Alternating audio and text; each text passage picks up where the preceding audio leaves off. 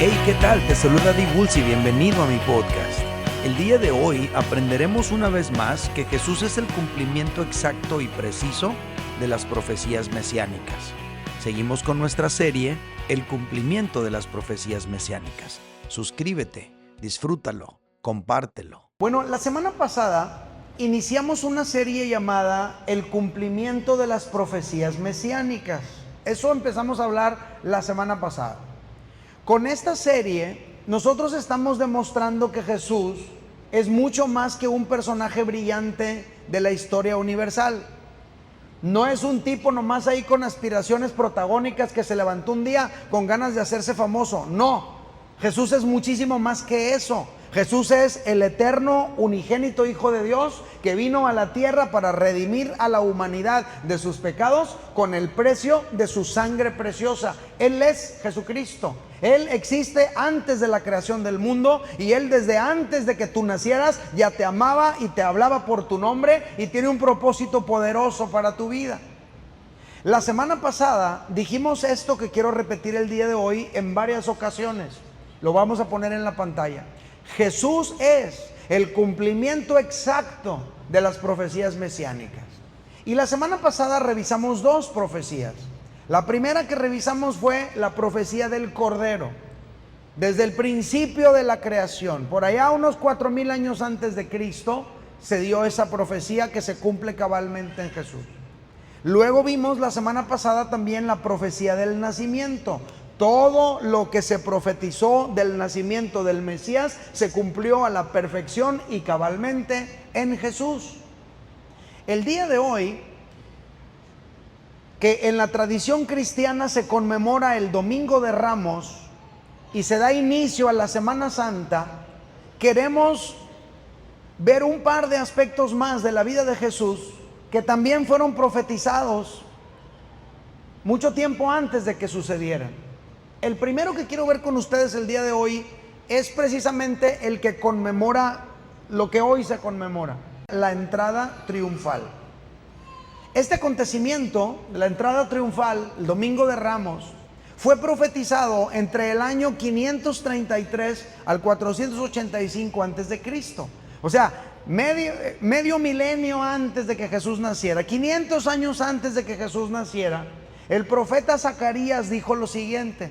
Fíjate lo que dice Zacarías 9:9. Dice: alégrate mucho, hija de Sión, da voces de júbilo, hija de Jerusalén. Esto de hija de Sión, hija de Jerusalén, básicamente es un lenguaje poético, es un lenguaje para envolver, arropar a lo que tienen que ver con los habitantes de esa ciudad.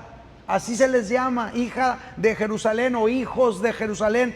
Bueno, aquí dice: alégrate mucho, hija de Sión, da voces de júbilo, hija de Jerusalén. ¿Y por qué? Pues ahí viene la razón. He aquí tu rey vendrá a ti, justo y salvador, humilde, cabalgando sobre un asno, sobre un pollino hijo de asna.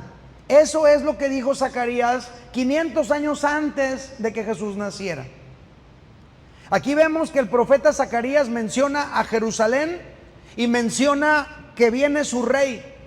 Ahora, todos los que conocemos la palabra de Dios y que conocemos la historia también, sabemos que se refiere al Mesías, al hijo de David, que vendría a ser el rey, ¿verdad? No nada más de Jerusalén, sino de todo el mundo.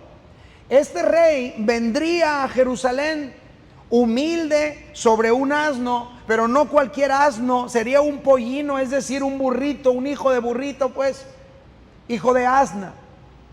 Y tal como lo profetizó el profeta Zacarías, sucedió exacto, porque Jesús no vivía en Jerusalén. Jesús era de Nazaret, pero vivía en una ciudad llamada Capernaum. Así que él tuvo que venir a Jerusalén. Y el profeta dice: he aquí tu rey vendrá a ti. Va a venir, no es de allí, no nació allí, no vive ahí, no se la pasa ahí con sus compas. Él vendrá a ti. Es lo que profetizó Zacarías. Y luego dice: y entró en Jerusalén montado sobre un pollino hijo de asna. Todo esto sucedió exactamente de acuerdo a lo que profetizó Zacarías, y lo podemos ver nosotros narrado por el evangelista Mateo en el capítulo 21, versículos 1 al 10. Ya vimos lo que profetizó Zacarías, ahora vamos a ver el cumplimiento por Mateo. Dice la Biblia, Mateo 21, 1 al 10. Cuando se acercaron a Jerusalén y vinieron a Betfagé, un lugar por ahí cercano, al monte de los olivos, Jesús envió 2 discípulos diciéndoles: id a la aldea que está enfrente de vosotros y luego hallaréis un asna atada y un pollino con ella. Desatadla y traédmelos. Y si alguien os dijere algo, decid: el Señor lo necesita, y luego los enviará. Todo esto aconteció, aquí dice, para que se cumpliese lo dicho por el profeta cuando dijo: decida la hija de Sión, he aquí tu rey viene a ti, manso y sentado sobre un asna, sobre un pollino, hijo de un animal de carga. Y los discípulos fueron e hicieron como Jesús les mandó. Trajeron el asna y el pollino y pusieron sobre ellos sus mantos, y él se sentó encima, y la multitud, que era muy numerosa, tendía sus mantos en el camino, y otros cortaban ramas de los árboles y los tendían en el camino, y la gente que iba delante y la que iba detrás clamaban, gritaban, vociferaban diciendo: Hosana al Hijo de David. Bendito el que viene en el nombre del Señor. Hosana en las alturas. Qué interesante la palabra que se repite, Hosana. Cuando entró él en Jerusalén, toda la ciudad se conmovió diciendo: ¿quién es este?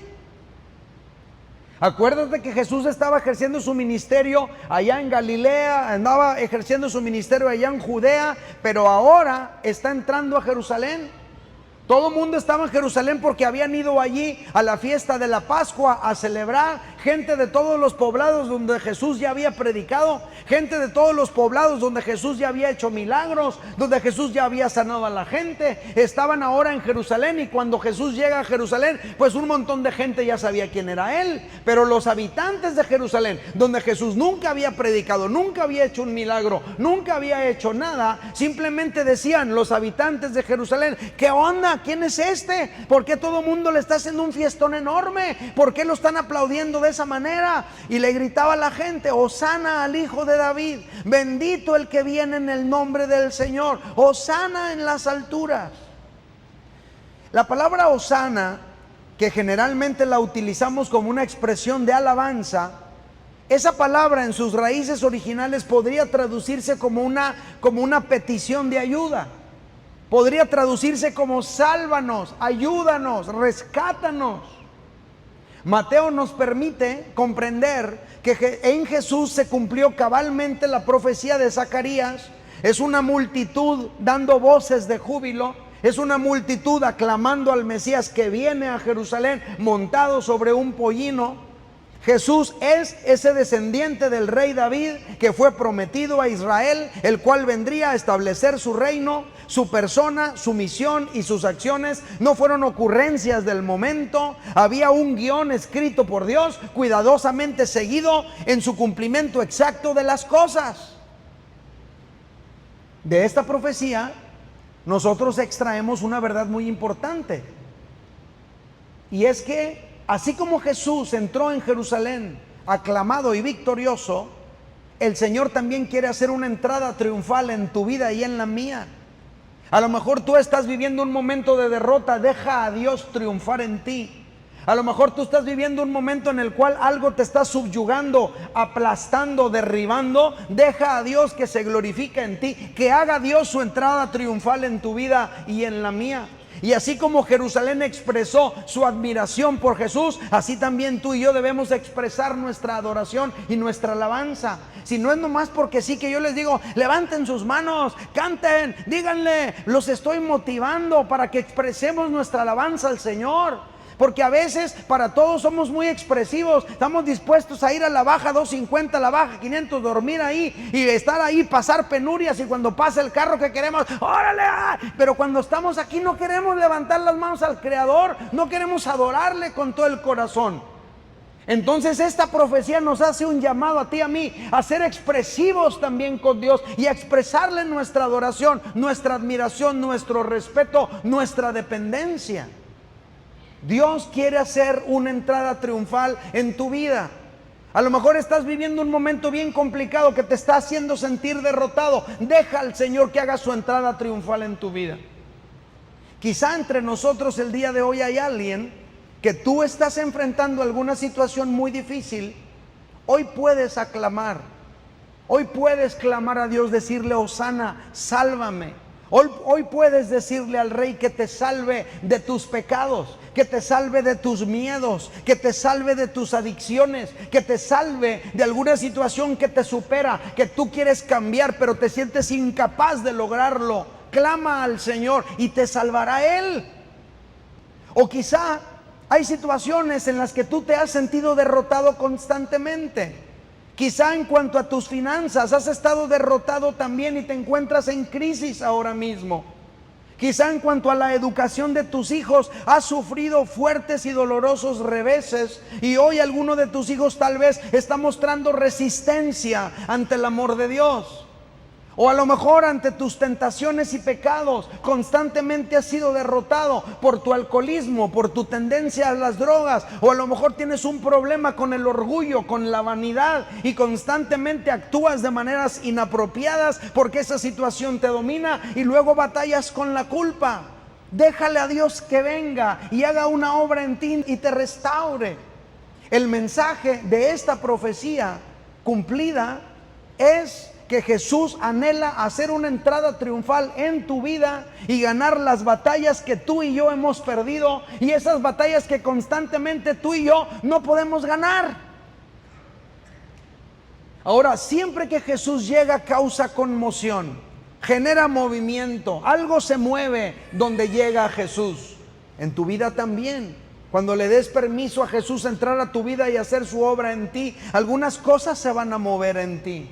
Permítele a Dios que mueva en ti lo que tenga que mover. Permítele a Dios que reacomode en ti lo que tenga que reacomodar. Permítele a Dios que genere en ti lo que tenga que generar.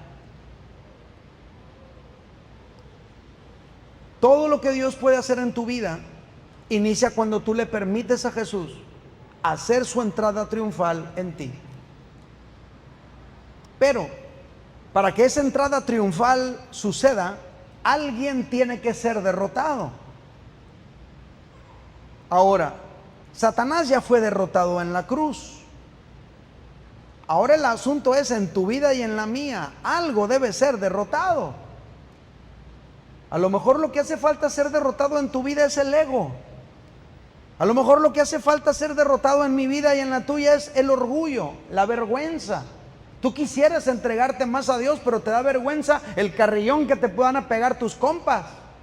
Tú quisieras ser fiel con el Señor, pero batallas con algunas situaciones a las cuales no puedes dejar atrás. Deja que Jesús venza y eso sea derrotado para que el Señor haga una entrada triunfal en tu vida.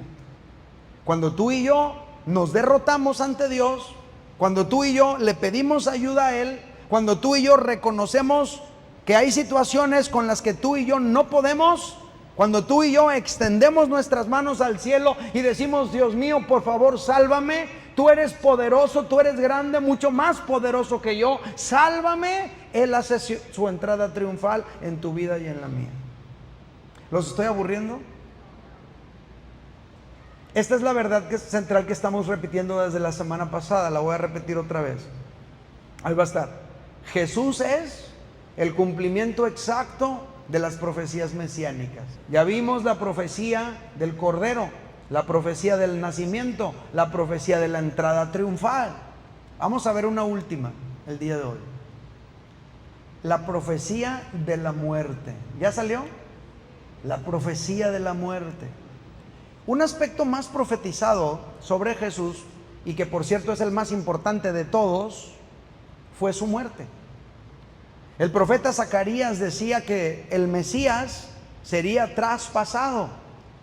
Y seguramente cuando los eruditos de la ley estudiaban eso que decían los profetas, ellos se preguntaban, ¿qué quiere decir con eso de que será traspasado? ¿A qué se refieren? ¿Qué tiene que ver eso con un Mesías triunfador que viene y establece su reino? Y les costaba trabajo comprenderlo.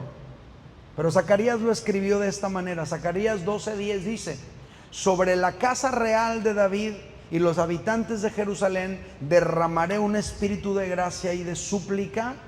Entonces pondrán sus ojos en mí. Cuando ese espíritu de gracia de parte de Dios y ese espíritu de súplica tuyo y mío para con Él se combinan, entonces dice, pondrán sus ojos en mí. Harán lamentación por el que traspasaron, como quien hace lamentación por su hijo único. ¿Alguna vez has llorado porque un hijo tuyo te preocupa? ¿Cómo se llora en ese tiempo? Y dice, harán lamentación por el que traspasaron. ¿A quién se refiere? Hoy tú y yo sabemos que se refiere a Jesús. Y dice, la lamentación será como quien hace lamentación por su hijo único. Dice, llorarán amargamente como quien llora por su primogénito. Órale. El profeta estaba anunciando que el Mesías será traspasado. Y esto se cumplió cuando Jesús murió. Ahora, hay otro dato muy interesante que tiene que ver con la profecía de la muerte. Salmo 34, verso 20, dice algo muy interesante. Dice, le protegerá todos los huesos y ni uno solo le quebrarán. Resulta que al estar colgado en la cruz, Jesús ya muerto, se cumplen todas estas profecías referentes a su muerte.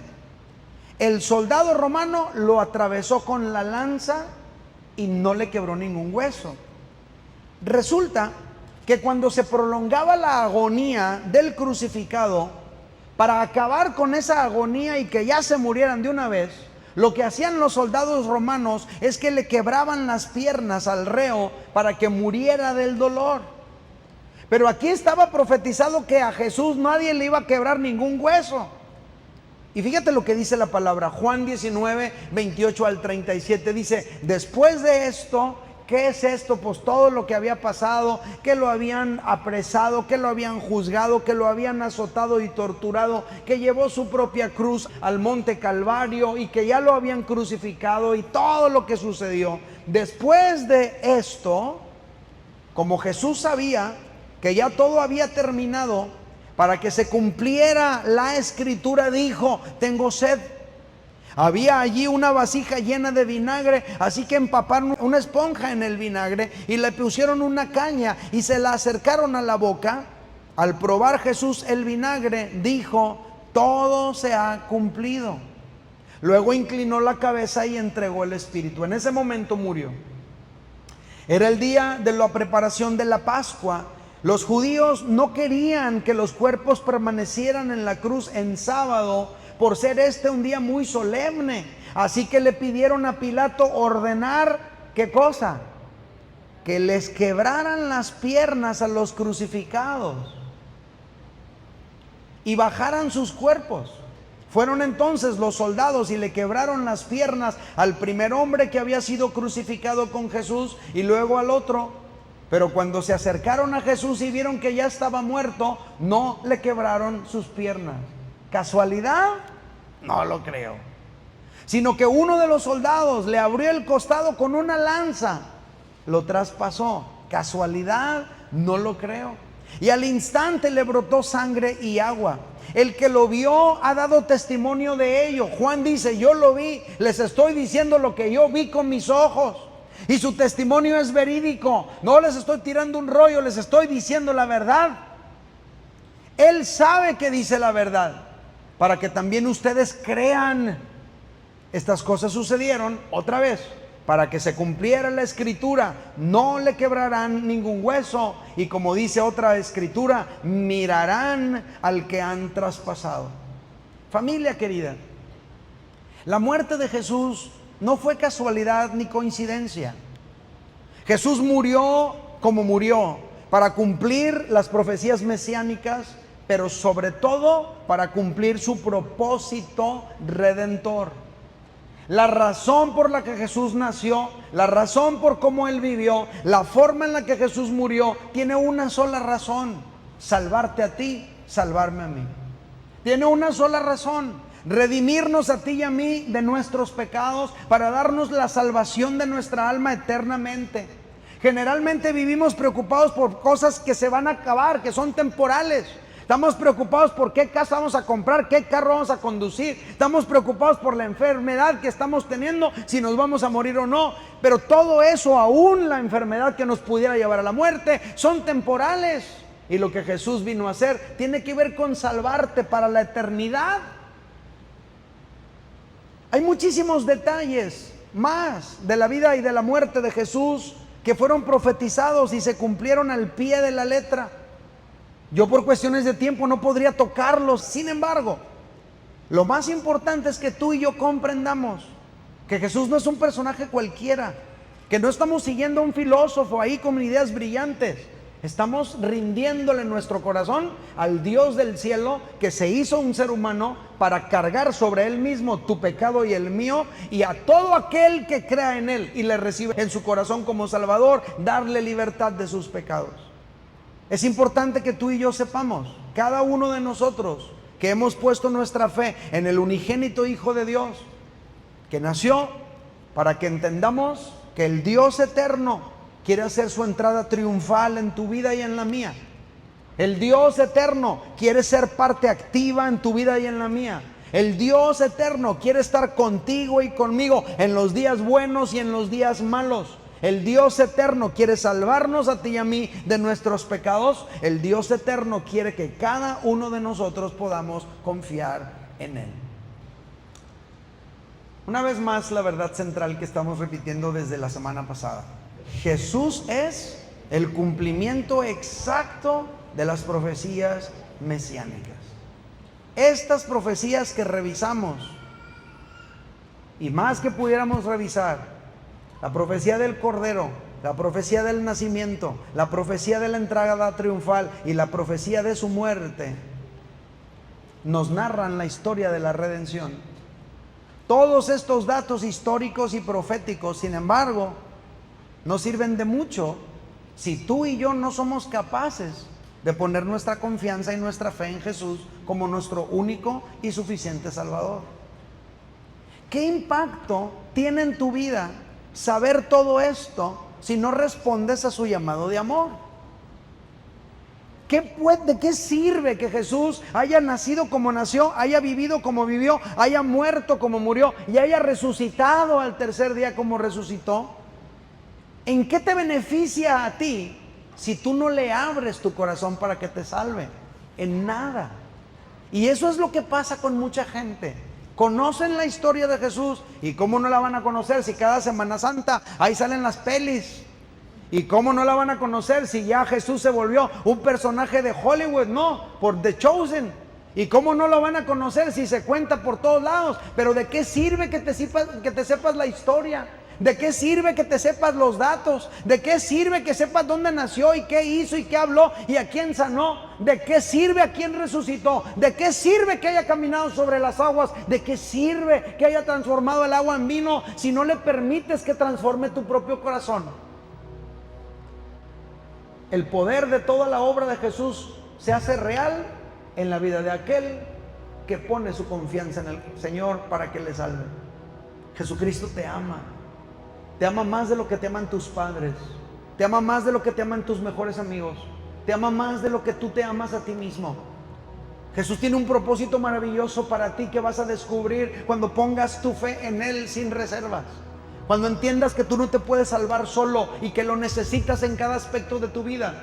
Cuando le pidas perdón por tus pecados y empieces a vivir la vida como Él quiere de ti, entonces todo lo que está prometido en su palabra se empezará a hacer real en tu vida. Yo quiero vivir siempre dependiendo de mi Dios. ¿Alguien quiere vivir siempre dependiendo del Señor? Levanta tus dos manos en alto, ahí donde estás, y dígale en primer lugar: Jesucristo, te doy gracias por venirme a buscar a mí.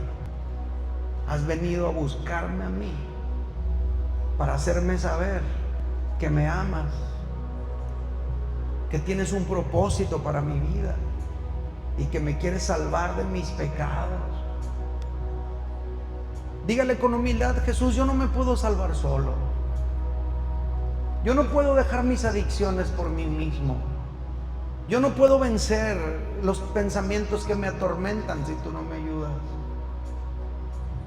De verdad te necesito cada día de mi vida. Sin ti yo soy incapaz.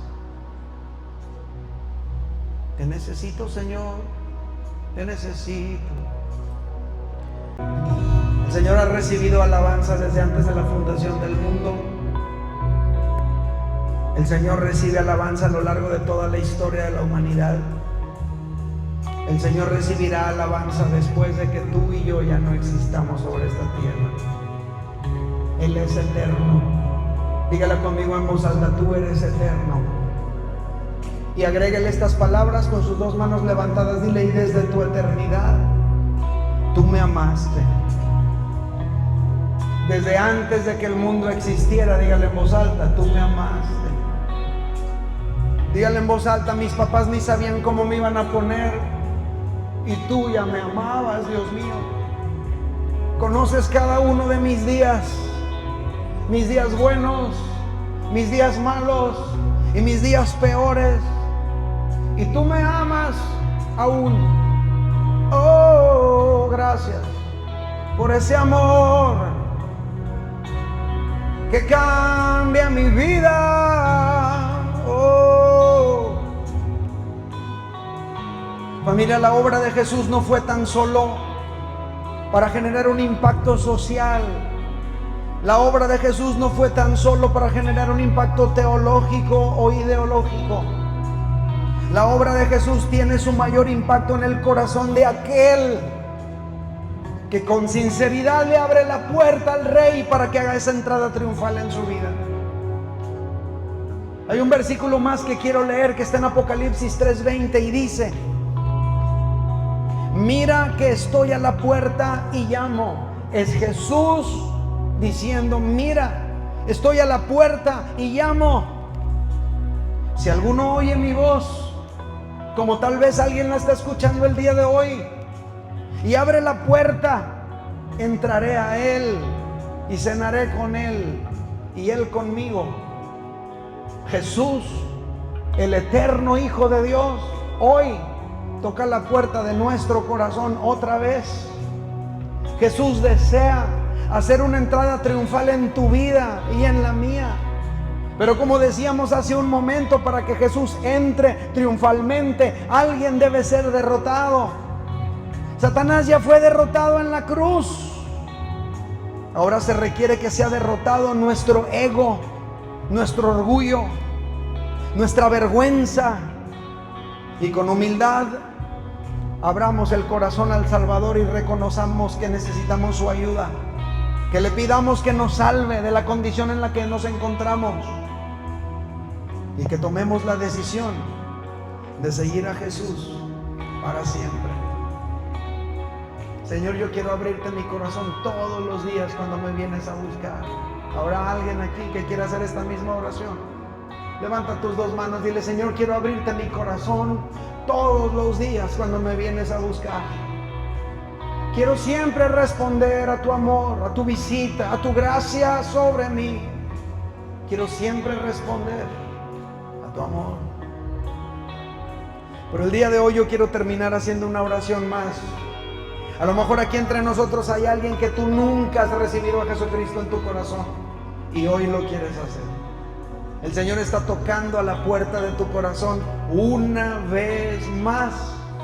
A lo mejor ha estado tocando el Señor a la puerta de tu corazón por semanas, por meses, y te ha estado diciendo Dios vez tras vez tras vez que te ama, que tú no puedes solo hacer la vida sin Él, que le necesitas urgentemente. Y a lo mejor es la vergüenza la que no te deja aceptarlo o pasar o venir.